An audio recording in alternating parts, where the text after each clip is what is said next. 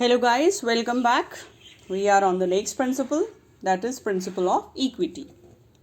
This principle emphasizes kindliness and justice in the behavior of managers towards workers. There should be no discrimination against anyone on account of their religion, sex, language, caste, creed, belief, nationality. So according to Fayol, good sense and experience are needed to ensure fairness to all employees, who should be treated as fairly as possible. Example, in multinational corporation, people of various nationalities, they are working together and there is no discrimination. Equal opportunities are given to each and every one. If we are following such things, what will happen? Positive effects. This will ensure loyalty and devotion. This will increase the morale of the people. There will be better relation. And consequences, unhealthy relations between the managers and workers. Increase the rate of labor turnover, that is absenteeism. An adverse effect will be demotivated. Workers will be more, and that will lead to increase in cost and increase in time. Moving on towards the next principle, it is stability of personnel. Personnel here means the workers. Personnel should be selected and appointed after due and rigorous procedure. That we will be doing in the chapter staffing, that is chapter 6. So they should be appointed after due and rigorous procedure.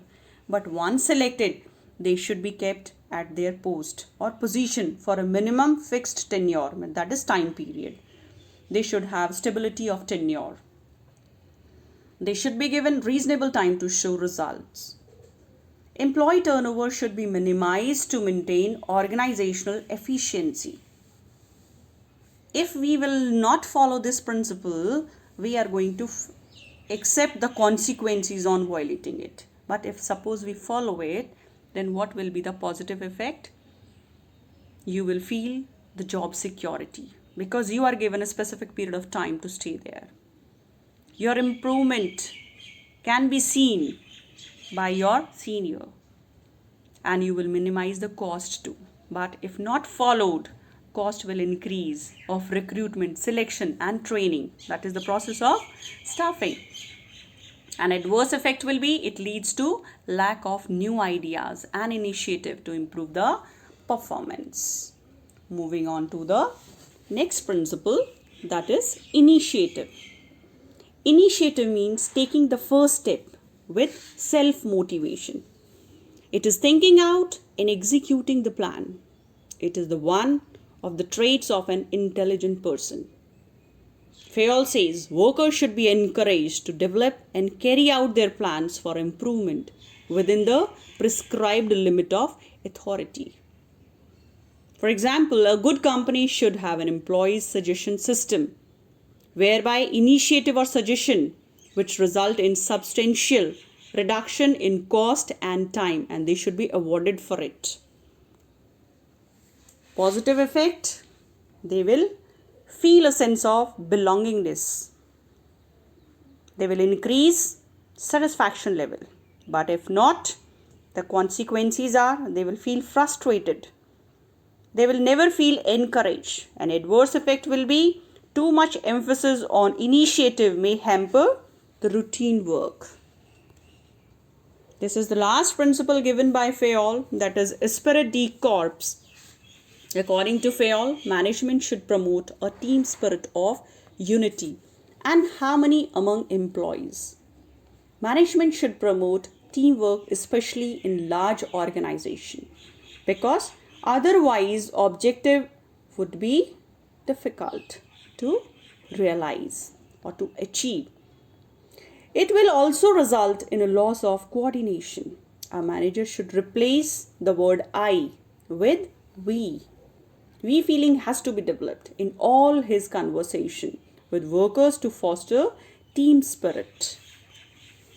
Positive effect will be this will give rise to a spirit of mutual trust and belongingness among team members. It will also minimize the need for using the penalties, whereas consequences, disharmony and conflict may arise.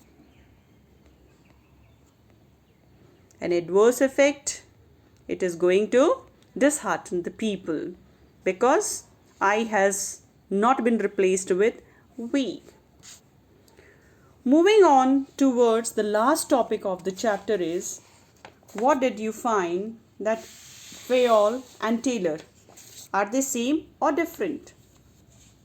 On comparing it, we find based on its perspective.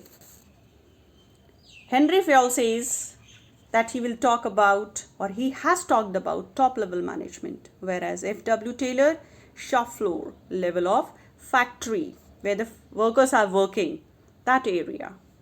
Expression, Henry Fayol talk about general theory of administration, but F.W. Taylor, he talks about science, scientific management. Focus of Henry Fayol was on improving the overall administration, whereas F.W. Taylor focuses on increasing productivity, output. Applicability, Henry Fayol principles are applicable universally, whereas F.W. Taylor, he has applicability to specialized situation. And these situations are workers working in the factory, that specific situation. Unity of command. This was applied, given by Henry Fayol. But F.W. did not support it, and he gave the functional foremanship. At a time, he said 8 specialists will be asking the workers to behave in a particular way. 8 specialists will be treating those people to get the desired output, whereas Henry says no, at a time only one and one leader is required. Here, on the basis of formation and personality, Henry Fayol says about his personal experience that he was a practitioner, whereas Taylor was observer and experimenter. That's why he is a scientist. So the chapter is over. Go through all the videos for clear understanding of the whole chapter.